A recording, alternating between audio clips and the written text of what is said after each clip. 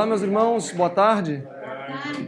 Bom, já estamos começando com relativo atraso essa palestra, então vamos avançar nos minutos que nos restam, fazendo algumas reflexões ainda no nosso tema principal, Pilares da Profecia. Na última oportunidade que tratamos desse assunto, justamente abordamos Jesus migrando pelas 7 igrejas. Vamos lá, Apocalipse. Apocalipse capítulo 1, nós vimos que Jesus é apresentado no pátio, verso 5, como o cordeiro morto. No capítulo 2, verso 1, Jesus é apresentado estando diante do candelabro. O candelabro fica em qual compartimento do santuário? Do santo. Então Jesus já saiu do pátio para o santo. Isso no ano 31, quando ele ascendeu da terra ao céu. E aí nós avançamos aqui, igreja de Esmirna, igreja de Tiatira, Esmirna, Pérgamo, demos uma passadinha em Tiatira, e eu havia declarado que Jesus, em Apocalipse, nas 3 primeiros blocos, ele passeia pelos 3 compartimentos do santuário: pátio, santo e santíssimo. Vimos que Jesus é apresentado no pátio, depois ele migra para o santo, e agora vamos ver Jesus migrando para o santíssimo, o 3º compartimento. Esta mesma estrutura cronológica das fases ministeriais de Jesus Cristo, vocês vão identificar nos selos e também nas trombetas. Esses 3 blocos, as 7 igrejas, os 7 selos e as 7 trombetas, eles se repetem, porém eles são contemporâneos uns com os outros. Ou seja, trombetas, selos e igrejas não acontecem, às vezes, como muitos creem. Terminou as igrejas, começam os selos. Terminou os selos, começam as trombetas. Não. É a mesma história de tempo, vista ou narrada de prismas diferentes. Então, as trombetas, as 7 igrejas, Jesus é apresentado no pátio. Ano 31, os selos e as trombetas vão seguir o mesmo princípio, porém cada uma das 3 abordando aspectos diferentes da história. Esse é um fato importante, tá? Então nós já vimos, é claro que eu creio que não vai dar para a gente repassar tudo, os selos e também as trombetas, mas pelo menos vamos avançar nos selos, nas igrejas. Vamos para a igreja de Sardes, capítulo 3, verso 1. Apocalipse 3, verso 1. E ao anjo da igreja que está em Sardes escreve: Isto diz o que tem os 7 Espíritos de Deus e as 7 estrelas. Conheça as tuas obras, que tens nome de que vives e está morto. A igreja de Sardes é a igreja que precedeu o movimento milerita. Então vou repassar o desenvolvimento das igrejas. Igreja de Pérgamo, igreja de Éfeso, fundada por Jesus, ano 31 ao ano 100. Esmirna, ano 100 a 303, 13 ou ainda 23. A igreja de Pérgamo, uma dessas 3 datas, a 538. Igreja de Tiatira, 538 até 1798. E aí nós temos então a igreja de Sardes. Sardes significa o que restou. Sardes significa o que restou. Então a igreja de Sardes foi de 1798 a 1833. Período em que as pregações de Guilherme Miller avançaram com mais vigor, com mais força. O que restou? Justamente foi a fase da igreja do que restou da reforma protestante, da reforma protestante. A igreja de Sardes, na verdade, era a igreja de Deus composta por várias denominações. Nesse período, a igreja de Deus, os fiéis da igreja de Deus estavam espalhados em todas as denominações. O plano de Deus era que, na fase de Filadélfia, todos esses sinceros viessem a se agregar, como aconteceu.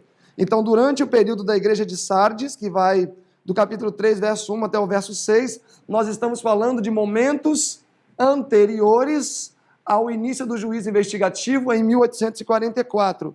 O texto diz que eles tinham o nome de que viviam, mas estavam mortos.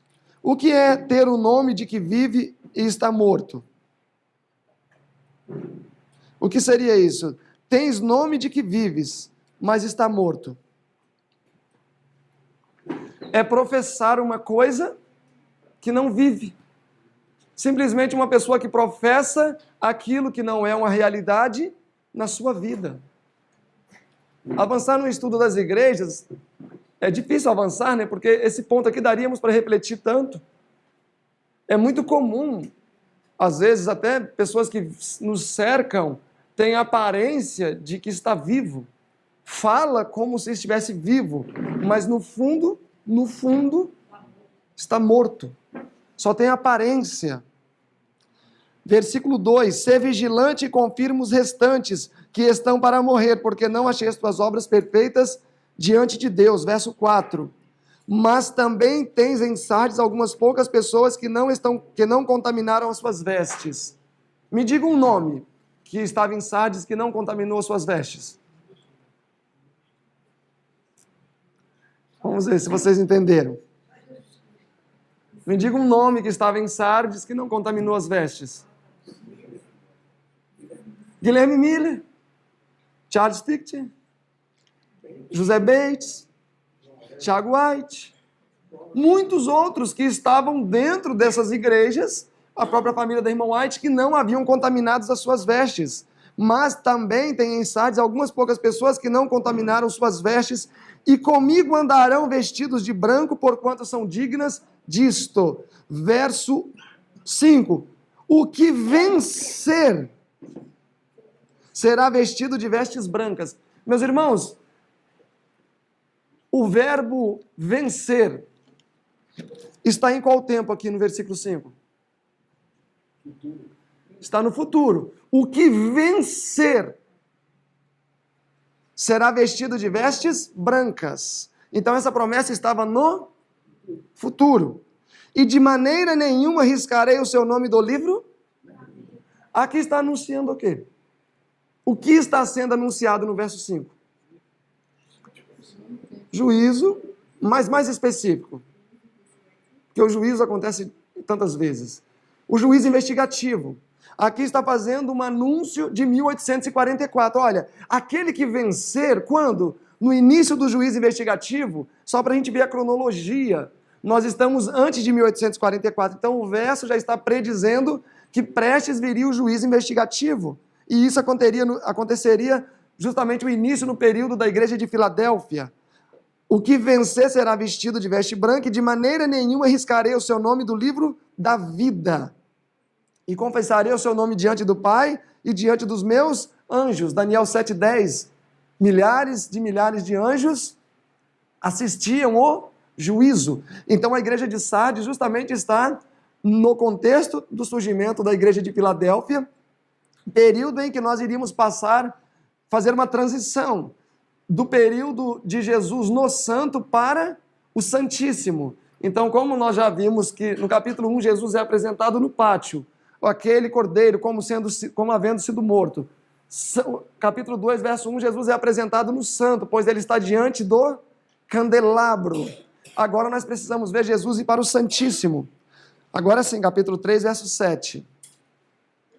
E ao anjo da igreja que está em Filadélfia escreve: Isto diz o santo e o verdadeiro, o que tem a chave de Davi, e o que abre ninguém fecha, e o que fecha ninguém abre. Conheça as tuas obras, verso 8. Eis que diante de ti eu pus uma porta aberta, e ninguém a pode fechar, porque tendo pouca força, guardastes a minha palavra e não negastes o meu nome. Então, aqui nesse período de Filadélfia, Jesus fechou uma porta e abriu outra porta. Qual porta foi fechada e qual porta foi aberta? Todos concordam com o irmão? Vocês entenderam a pergunta? Aqui no período de Filadélfia está dizendo que uma porta foi fechada, ao passo que outra porta foi aberta. Qual porta foi fechada e qual porta foi aberta? Foi aberta. A porta do santo foi fechada e a do Santíssimo foi aberta. Ok? Vamos avançando no raciocínio, tá? Olha, é dessa maneira que nós podemos mostrar biblicamente Jesus iniciando o ministério no santuário celestial, tá? Mas agora o que nós precisamos fazer é endossar a nossa declaração, porque ainda me parece um pouco vago. Como é que você sabe que é essa porta aí? Do Santíssimo e Santo, etc. Então, vamos avançar investigando essa parte. Vamos dedicar um tempinho. Irmãos, vamos agora tentar interpretar esta parte e para servir também de método, de como interpretar as Escrituras. Eu volto a dizer, a aplicação é muito bom, mas não tem valor interpretativo. Então eu preciso saber o que é essa chave de Davi. Para que serve a chave de Davi? Para que menciona que Jesus tem a chave de Davi e com essa chave ele abre? Davi tinha uma chave que ficou lá guardada?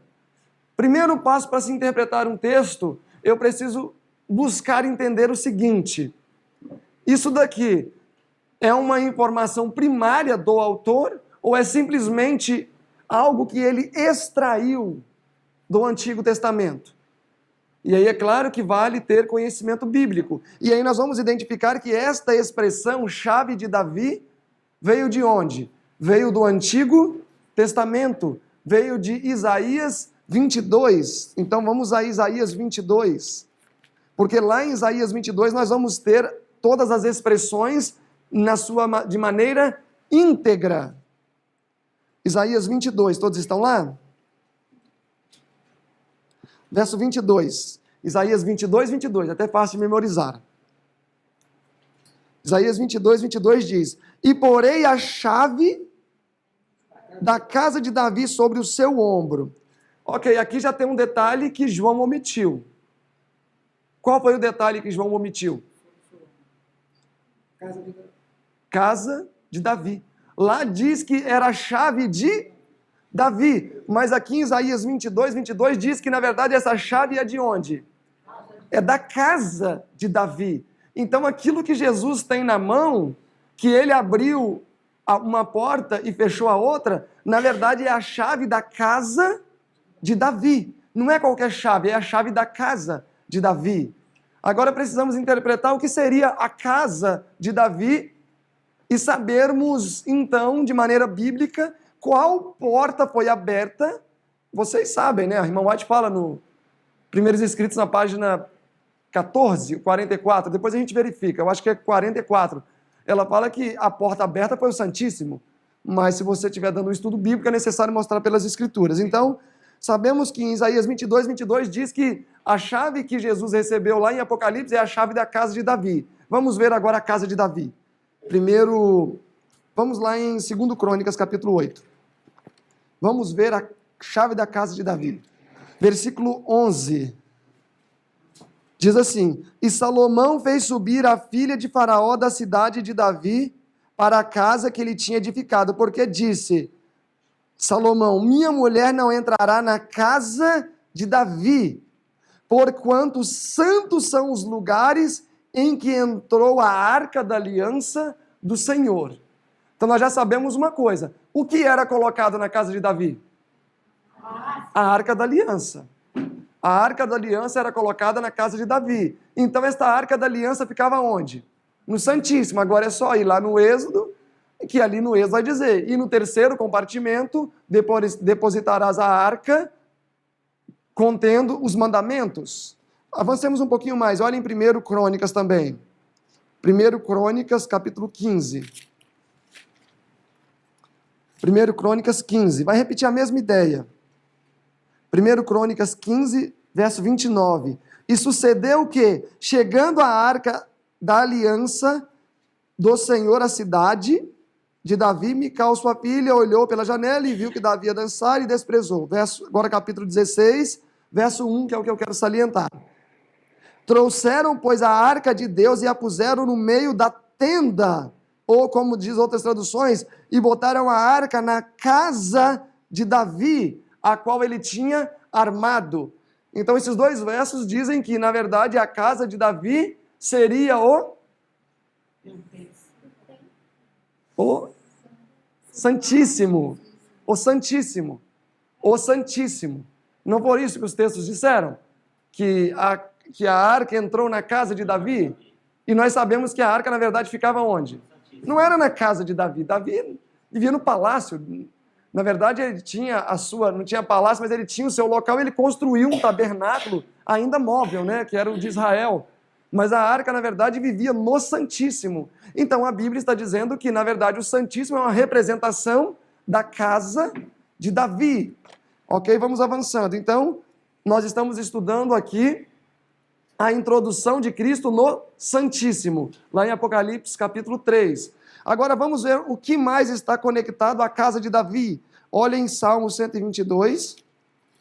Salmo 122. O que tem mais na casa de Davi? Salmo 122. Todos estão lá? Versículo 5 diz: pois ali, se referindo ao santuário, estão os tronos do juízo, os tronos da casa de Davi. Então, onde está o trono do juízo? Na casa de Davi. E a casa de Davi é onde?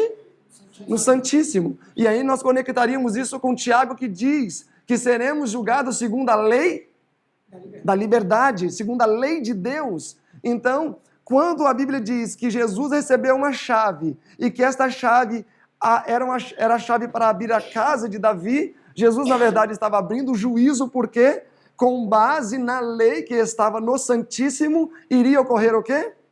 O juízo. Voltem comigo a Isaías 22, só para refrescar a memória. Isaías 22, verso 22, e porei a chave da casa de Davi sobre o seu ombro. Naturalmente, creio que todos sabem que Isaías 22 é um capítulo messiânico. Naturalmente, vai estar falando de quem aqui? De Jesus. Agora, que interessante, essa chave vai estar onde? No ombro. Geralmente as chaves são colocadas no mínimo onde? No bolso, né? Mas esta chave é grande, eu imagino, porque ela é colocada sobre o ombro. Ou isso quer dizer outra coisa? Agora nós já identificamos que a chave abre o quê? Na interpretação, abre o Santíssimo. Por que o Santíssimo precisa ser aberto? Para iniciar o juízo. E o padrão do juízo está onde?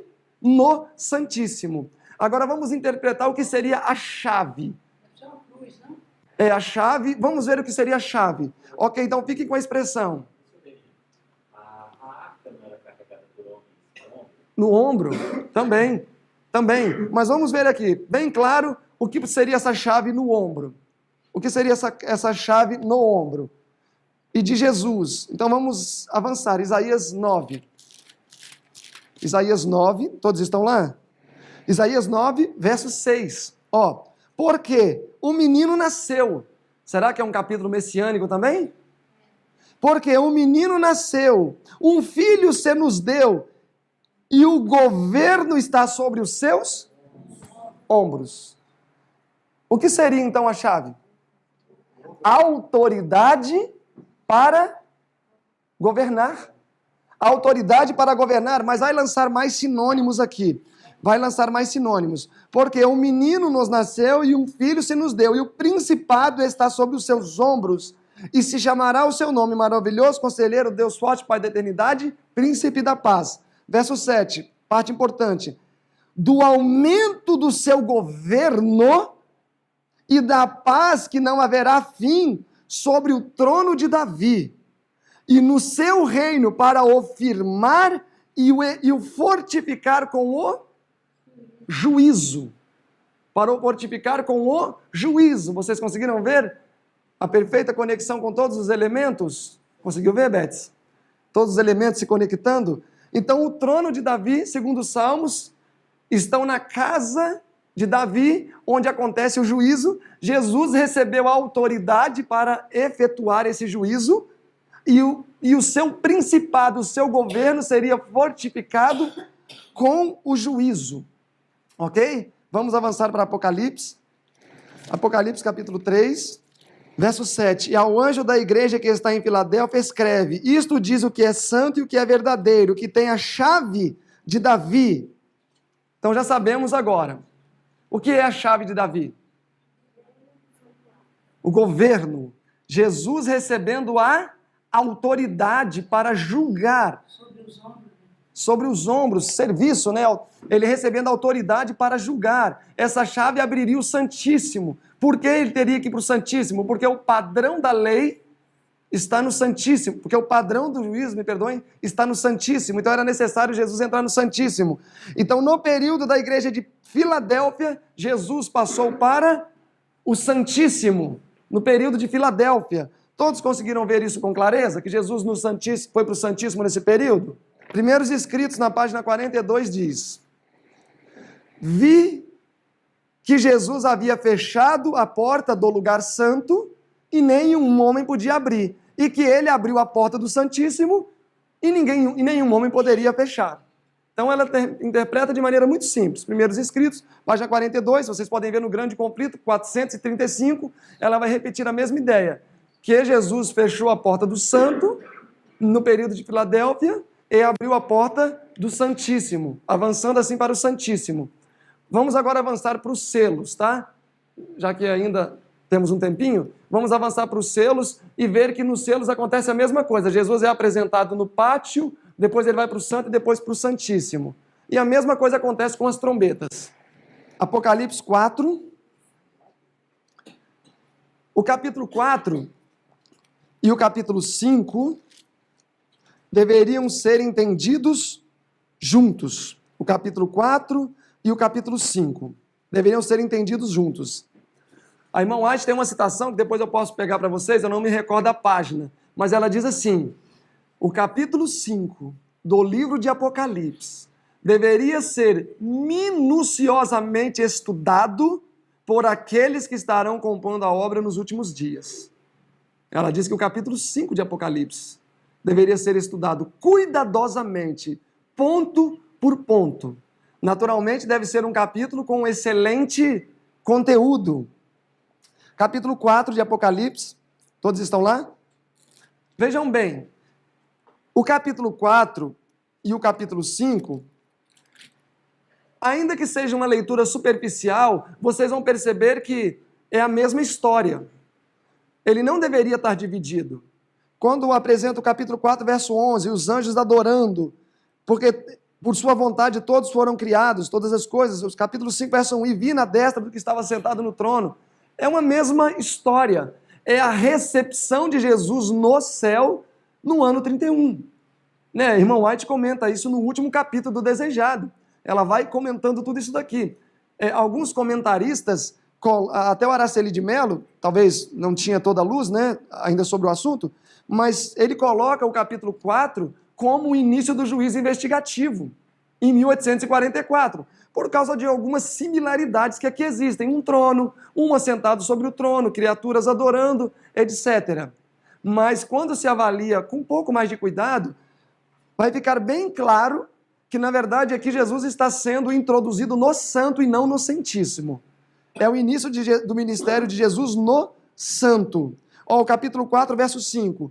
E do trono saíram relâmpagos, trovões e vozes, e diante do trono ardiam o quê? 7 lâmpadas de fogo. O candelabro com 7 lâmpadas ficava onde? No Santo. Então não pode ser o Santíssimo. Jesus aqui no capítulo 4 está no Santo. Olhem o capítulo 5, versículo 6. E olhei e eis que estava no meio do trono e dos 4 animais viventes e entre os anciãos um cordeiro como havendo sido morto. O cordeiro era morto onde? No pátio.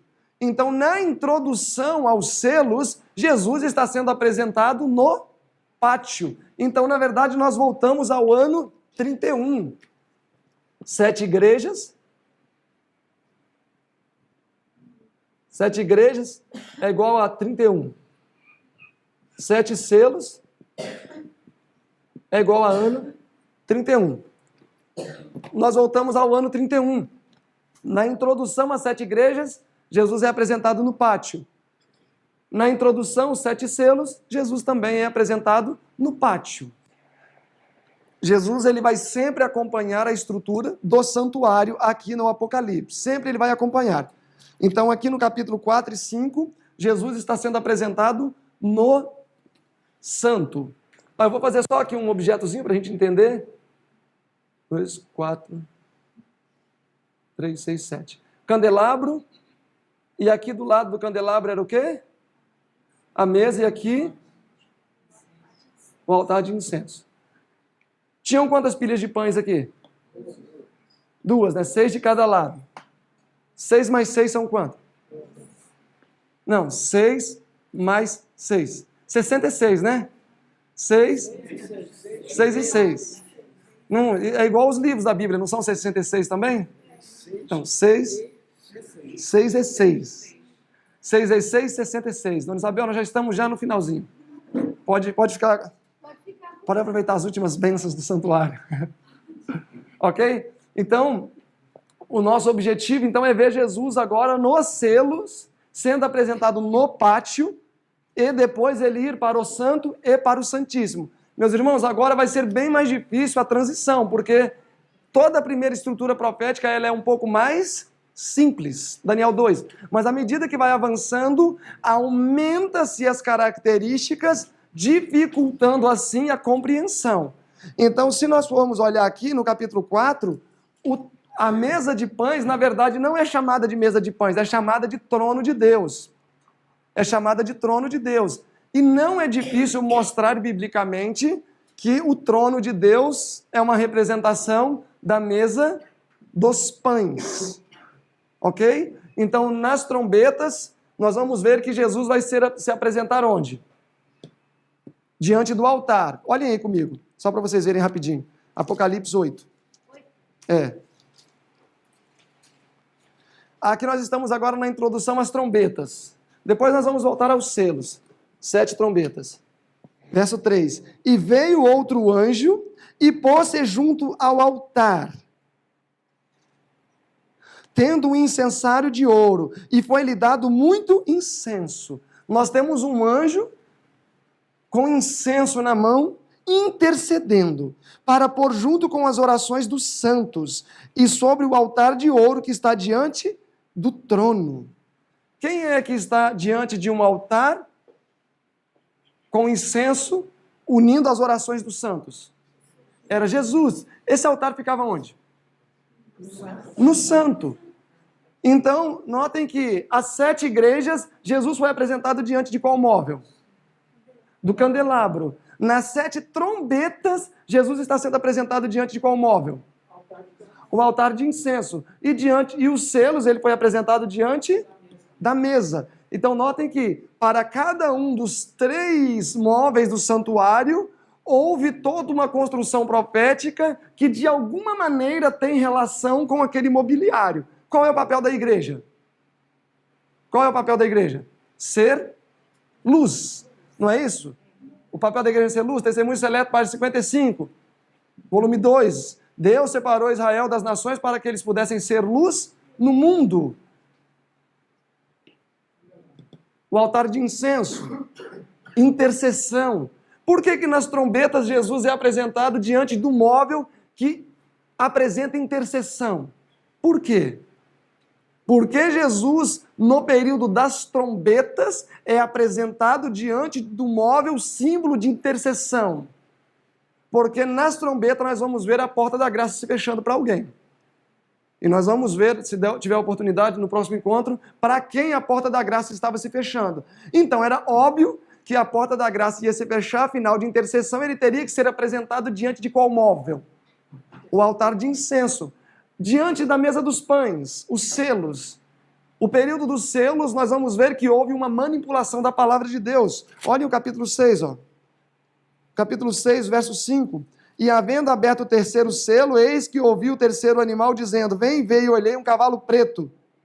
E ouvi uma voz no meio dos 4 animais que dizia, uma medida de trigo por 1 dinheiro e 3 medidas de cevadas por 1 dinheiro, e não danifiques o azeite e o vinho. Isso aqui era muito caro. Esses emblemas aqui estavam com preços exorbitantes. Então, justamente diante da mesa dos pães, o período dos selos vai se apresentar o aspecto mais econômico relacionado à igreja. Foi um período em que a palavra de Deus ficou cara, por causa das perseguições que existiam. Então, cada um dos 3 blocos aqui apresentados, 7 igrejas, 7 selos e 7 trombetas, estão de alguma maneira relacionados ao móvel que o representa.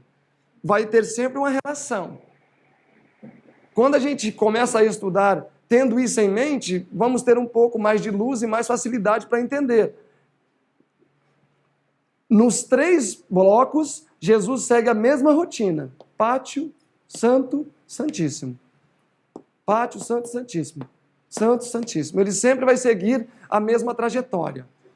Então devemos seguir o Cordeiro pelo livro do Apocalipse, enquanto ele caminha pelas 7 igrejas, enquanto ele passa pelos selos e também pelas trombetas. Ah, mas isso não é tão importante. Bom, para se entender as trombetas, especialmente sim.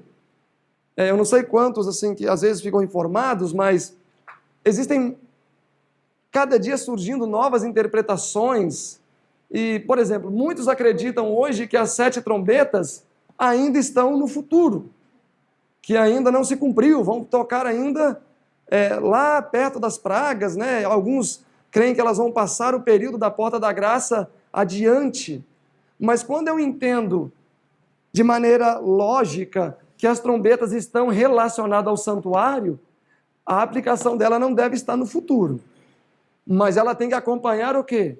A mesma escala de trajetória das igrejas e dos selos. A mesma escala cronológica de desenvolvimento de eventos, tá?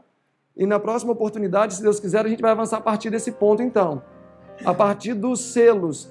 Nós vamos ver vários versos maravilhosos para mostrar que o trono de Apocalipse 4, na verdade, é a mesa dos pães. Nós vamos ver versos, por exemplo, que diz que a mesa tinha 2 pilhas de pães. Sabem qual outro elemento importante que a mesa tinha? 2 pilhas de pães poderíamos subentender. Um trono, Jesus, o outro, Deus. Mas além de 2 pilhas de pães, sabe o que mais tinha ali? Tinha vinho e uma outra coisa importante. 2 coroas. A mesa de pães tinha 2 coroas também. Uma para quem? Para Deus e a outra para Jesus. Então, nesse período aqui, nós vamos ver, de maneira clara, na próxima oportunidade, que o trono representa a mesa e que nos selos, Jesus é apresentado diante deste móvel do santuário. E que nas trombetas ele é apresentado diante deste móvel. E que em ambos os períodos proféticos, os 3 períodos de 7 anos, Jesus é apresentado em cada um dos compartimentos, culminando cada um com o seu ministério no Santíssimo.